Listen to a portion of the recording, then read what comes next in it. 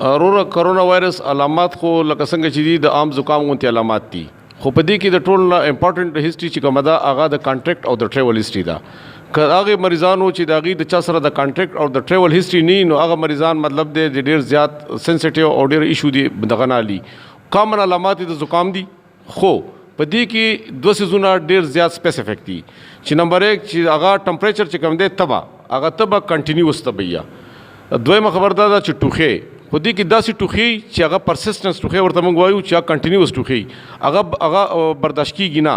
نو کم مریضانو ته لکه دا فلو چې وي، زکامي، نزلۍ یا اسې معمولي ټمپریچر او هغه سبسایډ کېږي، هغه مریضان دي ورډ کېږي نه، هغه د مطلب د دا سیریس نه اخلي، هغې ته دونه به دا ایشوز نه وي. خو دوه څیزونه پکې ډېر امپارټنټ دي، یو د کانټیکټ هیسټري او بل دویم چې کوم دی د ټریول هیسټري او چې تاسو سره ټچ نه شي.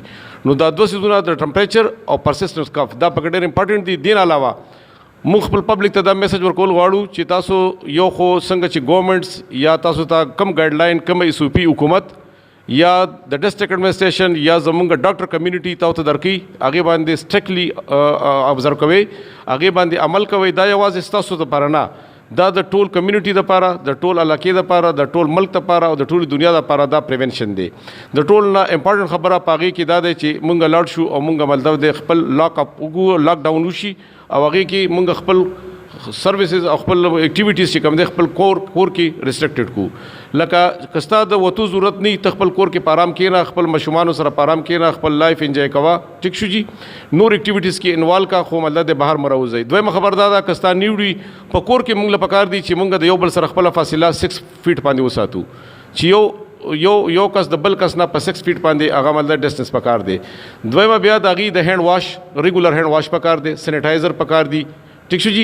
او د خوراک چې کم دی رچ خوراک پکار دی چې مونږ خپل امیون سیستم چې کم دی دا دغه کو. د مریضانو اسپتال ته د راتلو که فرض کا ډېر زیات سیریس خبره نه وي نو د راتلو ضرورت نشته. زمونږ د اسپتال ټول ډاکټران خپل مطلب د کانټیکټ نمبر شته، مونږ خپل عوام دپاره خپل پبلک دپاره هغې ته مونږ په ټلیفون ټریټمنټ هم ورکو، علاج هم ورکو او ګایډلاین هم ورته ورکو. زمونږ نمبر یې په ټول لاین په دغه باندې ډسپلی دي، په سوشل میډیا باندې په هر څه باندې شته. تاسو له پکار دي چې مونږ په لاین الی او که کوم مریض نیډ وي اسپتال لپاره مونږ به ورته ګایډلاین ورکو چې تاسو راشئ اسپتال ته او دا وکړئ.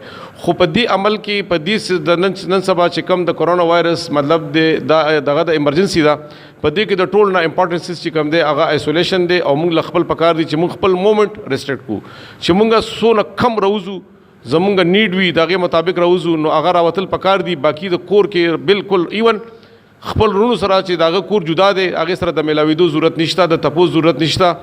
جنازې غمونه که نور څه ګیدرینګ هغه مونږ چې پکار دي چې ډېر لیمیټډ کو، په هغې کې لیمیټډ پارټیسپیشنز وکړو او دا سیز به اله کنټرول کېږي چې هر یو د هر سړی دا نه د ډاکټر کنټرول کول غواړي شي، نه د ډسټرکټ ایډمنسټریشن کنټرول کولی شي، نه د حکومت کنټرول کولی شي.